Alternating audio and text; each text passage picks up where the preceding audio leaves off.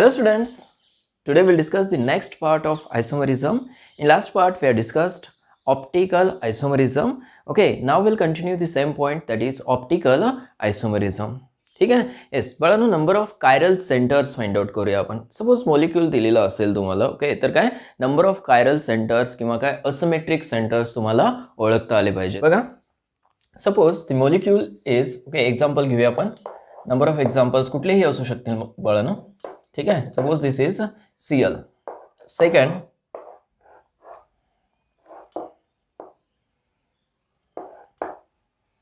फक्त chiral centres बघा कुठं आहेत. थर्ड,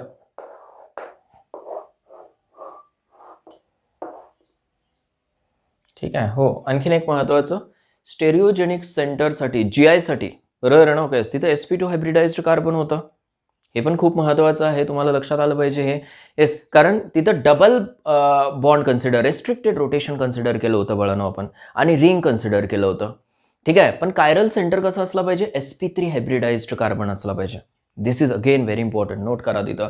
ठीक आहे ना. येस, कारण आपण लास्ट लेक्चरमध्ये पाहिलं होतं की कायरल सेंटर काय sp3 हायब्रिडाइज्ड कार्बन असं म्हणलं होतं. ठीक आहे ना. ओके, म्हणजे कार्बन जर असेल ना, त्याच्या अराउंडला काय असले पाहिजे, 4 बॉन्ड असले पाहिजेत. ऑदर आयटम सुद्धा असू शकतात, ओके, ज्याच्यावरती काय ऑदर डिफरंट ग्रुप असले पाहिजेत. ठीक आहे ना. 4 डिफरंट ग्रुप असले पाहिजेत. ओके, ठीक आहे. घ्या परत Cl नंबर ऑफ काय फाइंड आउट करायचे तुम्हाला, कायरल सेंटर्स. ठीक आहे ना. कायरल सेंटर्स फाइंड आउट करायचे आहेत.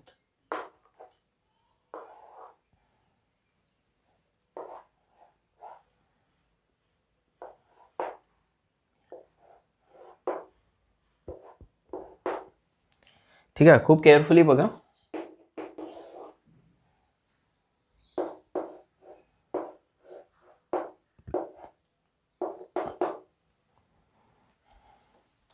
ओके, बघा बाळांनो, first example. Yes, this is 2-chloroब्युटेन. दिस इज कॉल्ड एज 2-chloroब्युटेन. ठीक आहे. येस, किती कार्बनवरती किती डिफरंट ग्रुप असले पाहिजेत, 4 डिफरंट ग्रुप. करेक्ट ना. येस, इथं चेक करा, इथं तिन्ही ग्रुप्स कसे आहेत, सेम आहेत. म्हणजे तिन्ही काय आहेत बाळांनो, ह्या केसमध्ये हायड्रोजन आहेत. ठीक आहे ना. येस, बॉन्ड लाईन फॉर्म्युला समजतो ना. येस, बघा ह्याचा बॉन्ड स्ट्रक्चरल फॉर्म्युला काय येतो, CH2 CHCl CH3. ठीक आहे. बघा कायरल सेंटर कुठं आहे या केसमध्ये आता. येस, ह्या ठिकाणी आहे का, नाही. इथं नाही, इथं सुद्धा नाही. ठीक आहे. Here it is a chiral centre. किती आहेत बाळांनो, chiral centres is equal to 1. First केसमध्ये 1 कायरल सेंटर. इथं चेक करा आता. ठीक आहे. येस, ह्याचं स्ट्रक्चर बघा काय येतं, CH3. ठीक आहे. CH3 हा H आहे. येस, पुढं CH CH3. ठीक आहे. पुढं कोण आहे, CH2 CH3. ठीक आहे. येस, बघा हा कार्बन आहे का कायरल, नाही. 2 ग्रुप सेम आहेत. हा आहे का चेक करा, CH3 आहे, एक CH2 CH3 आहे, आणि एक आयसोप्रोपाइल ग्रुप आहे. So this is the chiral centre. किती आहेत ह्या केसमध्ये कायरल सेंटर, मग is equal to 1 chiral centre. इथं चेक करा आता. ठीक आहे. इथं असू शकतो का, नाही. या ठिकाणी बघा, yes definitely there is a chiral centre. Correct. या ठिकाणी चेक करा. Yes, definitely this is a chiral centre. 4 different group असले पाहिजेत तिथं बाळांनो. ठीक आहे. ह्या केसमध्ये आहे का, नाही. इथं आहे का, नाही. So chiral carbons is equal to S2. लक्षात येते. समजत नसेल तर स्ट्रक्चर ड्रॉ करा. हा काय आहे, CH3. हा बाळांनो CH2. हा कोण आहे, CH. हा Cl. हा पुढं परत CH. ठीक आहे. येस, पुढं CH3. इथं कोण आहे, हा CH2, आणि पुढं Cl.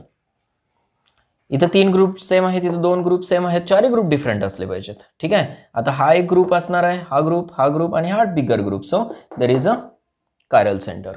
4 ग्रुप डिफरंट आहेत त्या कार्बनवरती.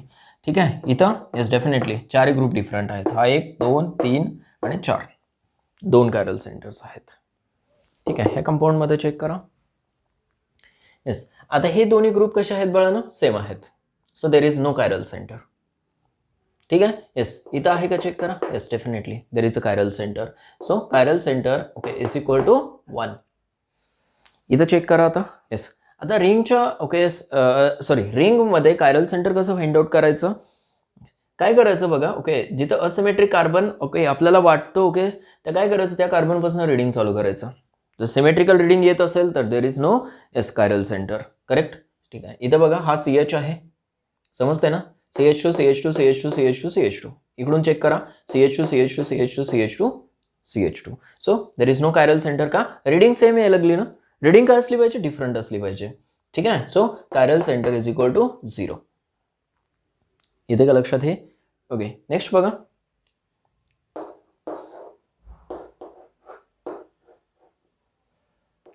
हा सपोज Cl आहे बाळा ना. ओके, आणि इथं काय आहे, CH3 आहे.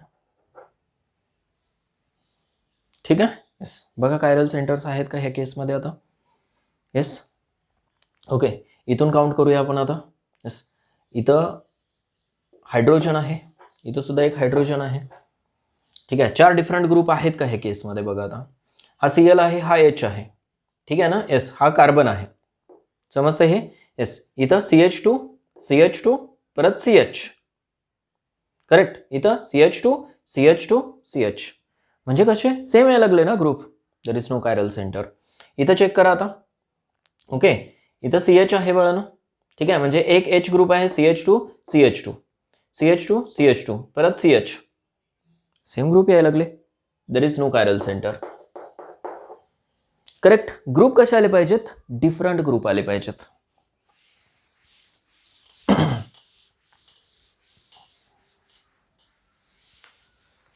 Yes, number of chiral centres विचारले जातात तुम्हाला. नेक्स्ट घ्या 7. सपोज हा CH3 आहे आणि हा काय आहे, Cl आहे. आता चेक करा. ठीक आहे. येस, इथं कोण आहे बाळानो, एक हायड्रोजन आहे, म्हणजे हे 2 ग्रुप डिफरंट झाले या कार्बनवरती. इथं कोण आहे, CH2 आहे. इथं कोण आहे, CH आहे. It means there is a chiral centre. Different group झाले ना. येस, CH3 H, हा CH2 आणि हा CH. लक्षात आलं हे. येस, इथं सुद्धा आहे का. येस, डेफिनेटली आहे. हा Cl आहे, एक त्याच्यावरती H असतो, बरोबर आहे ना. इथं 2 ग्रुप डिफरंट झाले, इथं CH आहे, इथं CH2 आहे. Means there is a chiral centre. लक्षात आलं का. येस, नेक्स्ट बघा 8. ओके, आता चेक करा. हा CH3 आहे. येस, आणि CH3 आहे. येस, कायरल सेंटर आहे का चेक करा आता. हा इथं बरं एक कार्बन आहे. येस, हे समजतं ना तुम्हाला. इथं कार्बन आहे आणि त्याच्यावरती हायड्रोजन सुद्धा आहे. लक्षात येते. 1 2 2 डिफरंट ग्रुप. त्याच्यानंतर CH2 CH2. पुढच्या कार्बनकडे जाणं, दोन्ही सेम आहेत. ठीक आहे. इथं CH2 आहे, इथं CH आहे. Yes, there is a chiral centre. का, इथून जर रिडिंग केलं आपण, ओके, डिफरंट ग्रुप येत आहेत. इथून जर रिडिंग केलं तर डिफरंट ग्रुप येत आहेत. समजते ना. येस, सेमच इथं सुद्धा असणार आहे. मग कायरल सेंटर किती झाले, 2. ठीक आहे. येस, 9. सपोज हा CH3 आहे, CH3 आणि इथं सुद्धा काय आहे, CH3. आता काउंट करा कायरल सेंटर आहे का ह्याच्यामध्ये. येस, इथं काय आहे बाळानो, कार्बन. ठीक आहे, एक hydrogen. 1 2 2 different groups. CH2 CH2 CH CH CH2. There is no chiral centre. Same कोणासाठी असणार आहे, ह्या ग्रुपसाठी. सेम कोणासाठी असणार आहे, ह्या ग्रुपसाठी. म्हणजेच काय, तिथं 4 डिफरंट ग्रुप नाही आहेत. करेक्ट. काय सांगितलं मी तुम्हाला, रिडिंग करायचं आहे. ठीक आहे. एक हा कार्बन आहे, CH3 एक ग्रुप डिफरंट झाला, H दुसरा ग्रुप डिफरंट झाला. पण इथं काय, CH2 CH2 दोन्ही ग्रुप सेम आहेत. पुढे जावा परत. येस, दोन्ही ग्रुप सेम असतील तर डिफरंट येतो का बघा. पुढचा ग्रुप CH CH दोन्ही सेम आहेत. पुढं CH2 सेमच आहे. ठीक आहे. येस, कुणीकडूनही रिडिंग करा. Okay, there is no chiral centre. So chiral centre is 0. लक्षात आलं का हे वळण. ओके, रीडिंग डिफरंट आली पाहिजे दोन्ही साईडला. करेक्ट. ठीक आहे. नेक्स्ट बघा.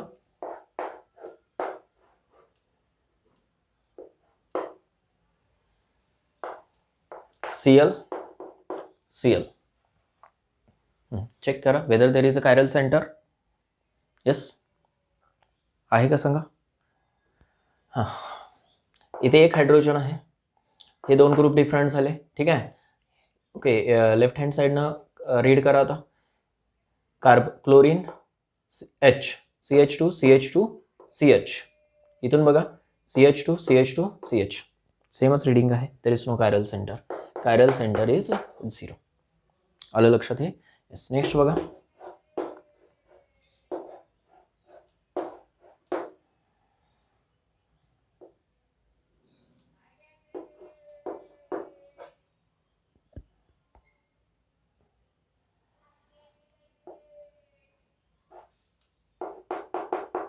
खूप केअरफुली बघायचं आता.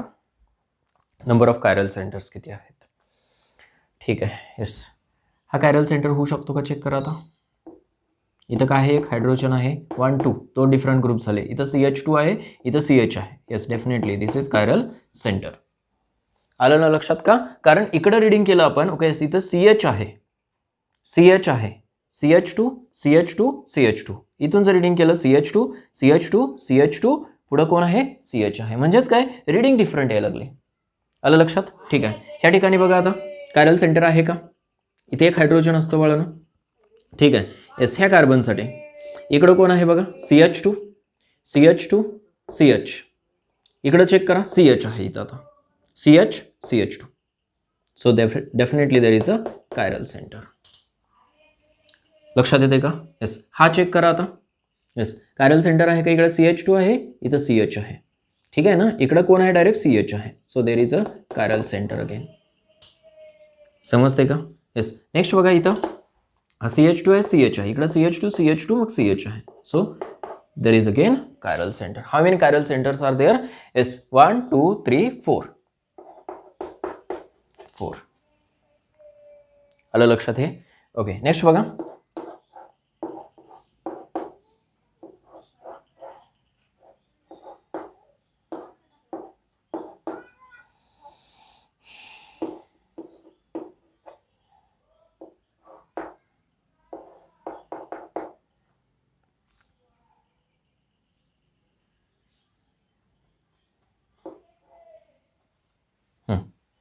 चेक करा नंबर ऑफ कायरल सेंटर्स किती आहेत. येस आता बघा डबल बॉन्डेड कार्बन जर असेल ना. ओके तर तिथं 4 डिफरंट ग्रुप नसणार आहेत. समजते ना. येस म्हणून काय डबल बॉन्डेड कार्बनवरती कुठेही कायरल सेंटर चेक करायचा नाही. कार्बन कसा असला पाहिजे. sp3 hybridised. समजलं. हे सगळे कार्बन कसे आहेत. sp2 हायब्रिडाइज्ड का डबल बॉन्डेड आहेत म्हणून. इथं सुद्धा sp2 हायब्रिडाइज्ड कार्बन आहे. ठीक आहे. इथं एखादी ग्रुप जर दिला तुम्हाला. ठीक आहे. इथं चेक करायचं नाही का. sp3 हायब्रिडाइज्ड कार्बन नाही. तिथं काय आहे sp2 हायब्रिडाइज्ड कार्बन. अंडरस्टूड. ठीक आहे. हा चेक करा आता. इथं CH2 आहे. इथं कोण आहे C आहे. फक्त कार्बन आहे. आलं लक्षात. So there is a chiral centre. So chiral centres is equal to 1. आलं लक्षात हे. ठीक आहे.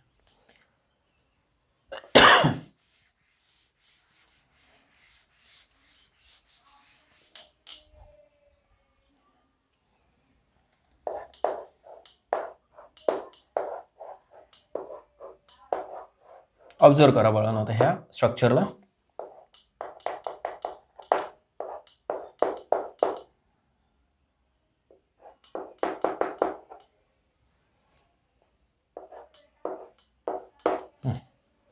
Number of chiral centers find out करा ह्या स्ट्रक्चरमध्ये आता. येस किती chiral number of chiral centers find out करायचे आहेत. ठीक आहे. किती कायरल सेंटर्स येतील बाळांनो चेक करा. येस हा कार्बन sp3 आहे. हा एक कार्बन sp3. दोनच कार्बन sp3 आहेत. बाकीचे कसे आहेत sp2 हायब्रिडाइज्ड आहेत. बघा इथं ग्रुप कुठला आहे कार्बन आहे.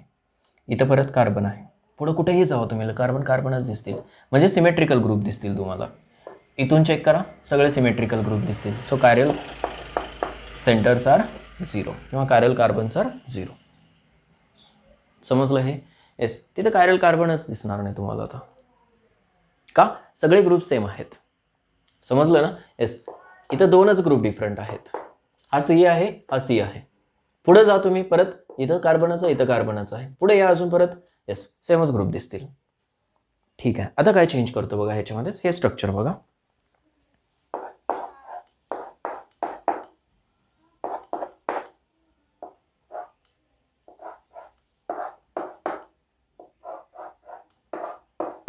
स्ट्रक्चर सेमच आहे, नो चेंज. CH3 हा इथं काय आहे, CH3. आता एक OH ठेवतो बाळांनो ह्या केसमध्ये. आता बघा कायरल सेंटर्स आहेत का. ओके, कसं करायचं बघा. sp3 कार्बनच बघायचा फक्त, CH3H, दोन डिफरंट ग्रुप. येस, इकडं काय आहे, कार्बन आहे, इकडं काय आहे, कार्बन आहे. येस, त्याच्या पुढे जावा, कार्बन आहे, पुढं कार्बन आहे, पण त्याच्यावरती काय आहे, OH आहे. मग हा ग्रुप काय झाला, आता इकडे डिफरंट झाला, हा ग्रुप काय झाला, डिफरंट झाला. Okay, so there is a chiral centre.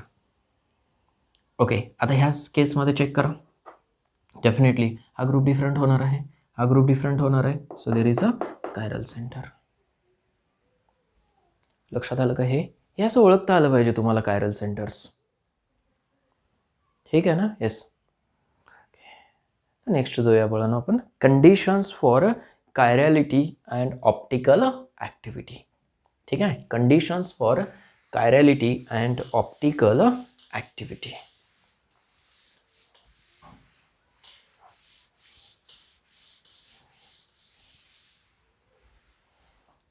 Conditions for chirality and optical activity.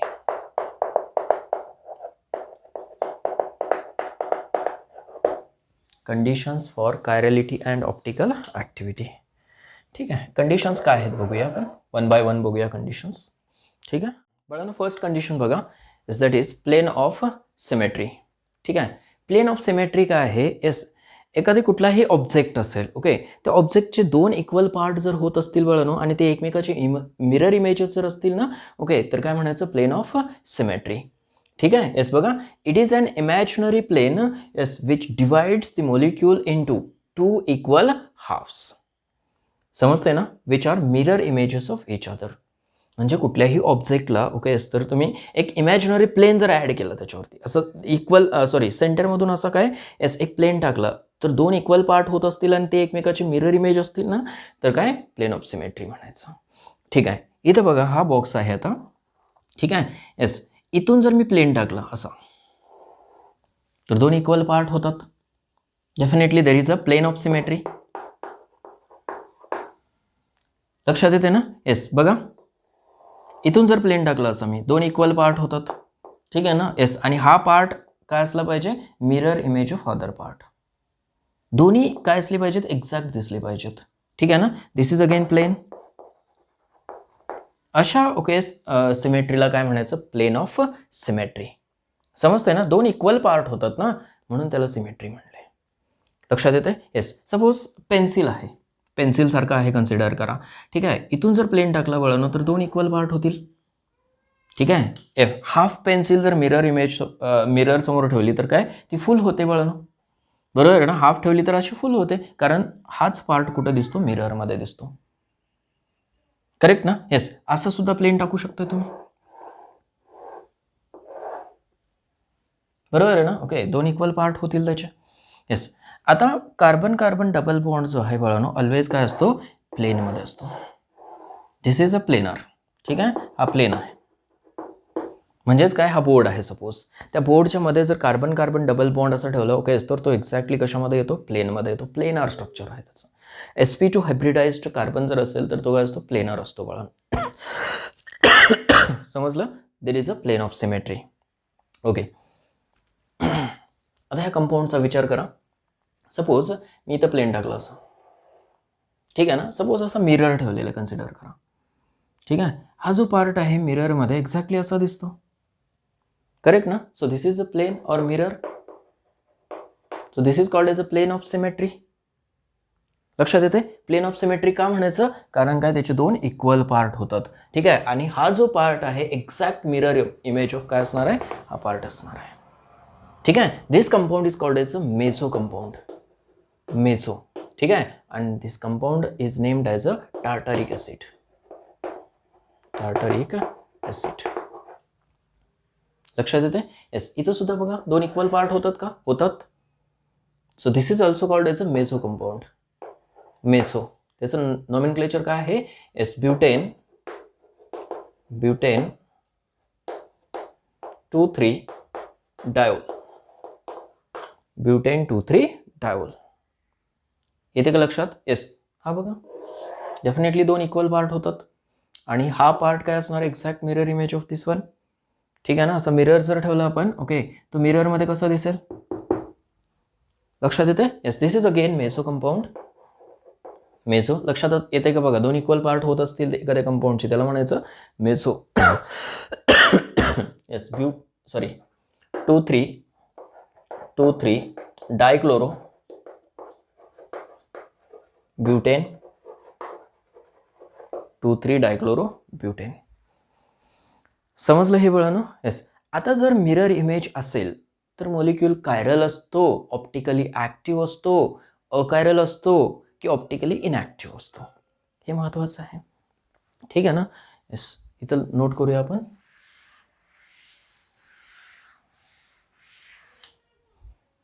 ठीक आहे. If the molecule contain plane of symmetry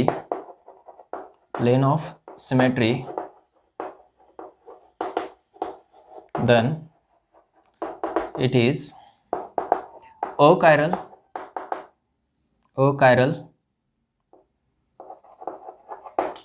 बरोबर आहे ना? तो काय असतो? अकायरल असतो. ठीक आहे. And optically inactive.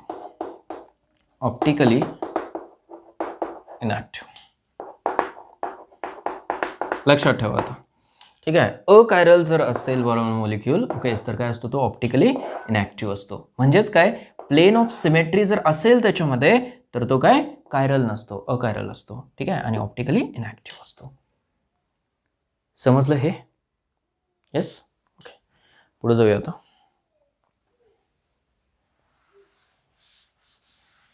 नोट करा बघा हे आणि थोडासा विचार करा त्याच्यावरती. इमॅजिनरी पार्ट आहे.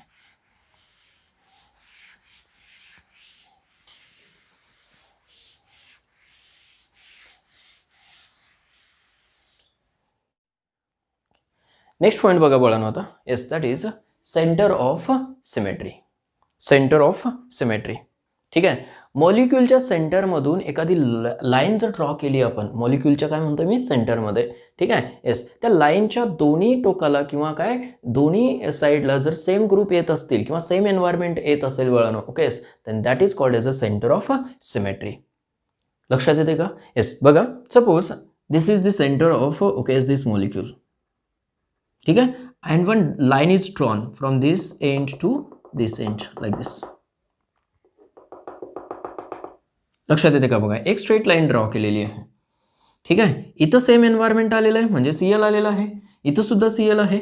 लक्षात येते? येस. असे 2 सेम ग्रुप येत असेल तर this is called as a center of symmetry. Center of symmetry. समजतंय का हे? येस. आणि जर इथं डिफरंट ग्रुप असेल तर काय? No centre of symmetry. Environment दोन्हीचं काय असलं पाहिजे? सेम असलं पाहिजे. इथं सुद्धा बघा.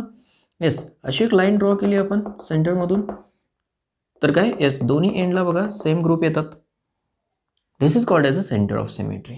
येस. म्हणजेच काय? This molecule contains center of symmetry. ठीक आहे. ह्या मॉलिक्यूलला ऑब्झर्व करा. Suppose this is the center of this molecule. Yes. And one line is drawn, okay, yes, like this. Same environment येतं बाळांना दोन्ही साईडला. लक्षात येतं? येस. इथं सुद्धा बघा सेम एन्व्हायरमेंट येतं. येते हे लक्षात? ठीक आहे. आणखीन एक स्ट्रक्चर असं ड्रॉ केलं आपण सपोज. ठीक आहे. येस. इथं असं लिहिलं आपण CH3. ठीक आहे. आणि इथं लिहिलं सपोज H. इथं सपोज CH3 आहे आणि इथं काय आहे? H आहे. आता चेक करा. ठीक आहे.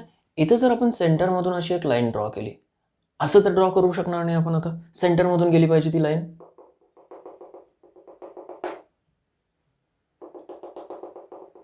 दिसते का तुम्हाला? एन्व्हायरमेंट सेम आहे का दोन्हीचं? नाही. There is no okay same environment. आलं लक्षात हे? So there is no centre of symmetry. लक्षात आलं हे? येस. मग सेंटर ऑफ सिमेट्री जर असेल एखाद्या मॉलिक्यूलमध्ये बाळांनो, ओके, तर तो कंपाऊंड काय असतो? अकायरल असतो. ठीक आहे ना? येस. नोट करा इथं.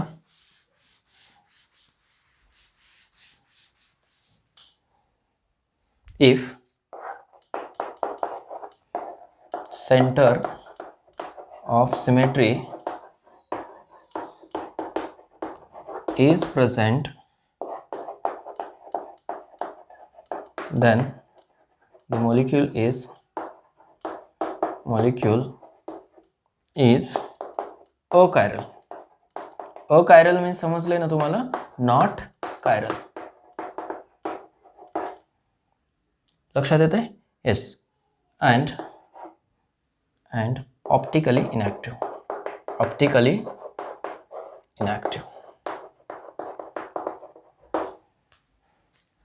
आलं लक्षात हे? येस.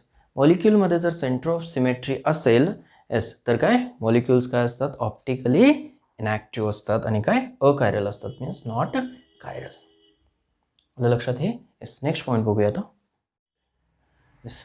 नेक्स्ट बघा बाळांनो, ओके, खूप महत्त्वाच्या नोट्स आहेत ह्या. येस, स्क्रीनशॉट घेऊ शकता तुम्ही. येस, बघा.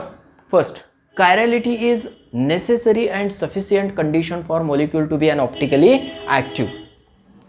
खूप केअरफुली बघा हा point. Yes, chirality is necessary and sufficient condition for a molecule to be an optically active. म्हणजेच काय, मॉलिक्यूल जर कायरल असेल ना, तर तो डेफिनेटली काय असतो? ऑप्टिकली ॲक्टिव्ह असतो. ठीक आहे. आणि काय सांगितलंय? Necessary and sufficient condition. म्हणजे कायरॅलिटी असलीच पाहिजे त्या मॉलिक्यूलमध्ये, तरच तो ऑप्टिकली ॲक्टिव्ह असतो. नेसेसरी आणि सफिशियंट सुद्धा म्हणले.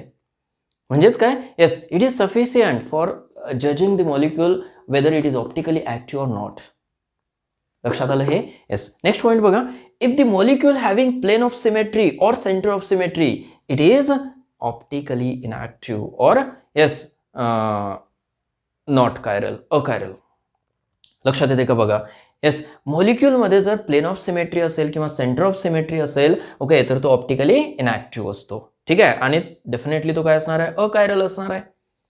समजलंय ना? ओके. वरती पाहिलं आपण की बाबा कायरॅलिटी असेल तरच तो काय असतो? Optically active. मग हा अकायरल जर असेल, त्याच्यामध्ये सेंटर ऑफ सिमेट्री किंवा प्लेन ऑफ सिमेट्री असेल, तर तो अकायरल असतो, नॉट कायरल.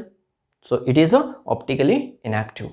खूप केअरफुली बघा. नेक्स्ट बघा. If the molecule has no plain of symmetry or centre of symmetry, then it may be optically active.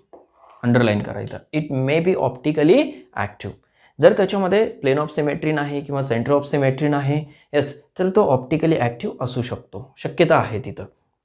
ठीक आहे. Next, if both plane of symmetry and centre of symmetry are absent, दोन्ही absent आहेत, plane of symmetry पण नाही, centre of symmetry नाही, ठीक आहे, अशा वेळेला मात्र मॉलिक्यूल काय असतो? डेफिनेटली ऑप्टिकली ॲक्टिव्ह असतो आणि तो कायरल असतो. लक्षात आलं हे? Yes. Next, presence or absence of chiral centre. Very important point. Presence or absence of chiral center is not the criteria for a molecule to be an optically active.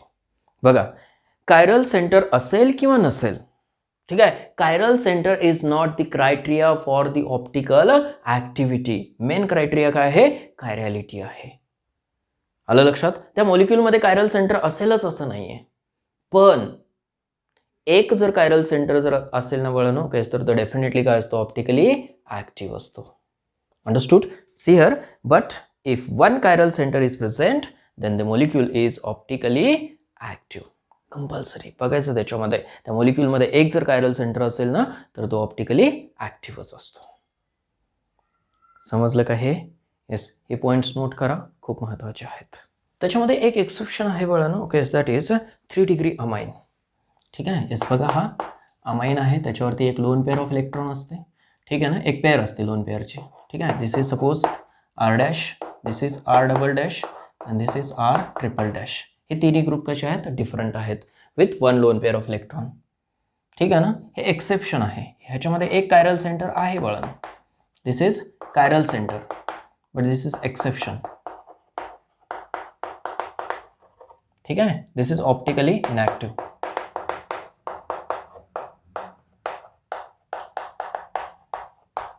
ठीक आहे, इथं काय म्हटलंय आपण, एक कायरल सेंटर जर असेल तर तो मॉलिक्यूल काय असतो, डेफिनेटली ऑप्टिकली ॲक्टिव्ह असतो.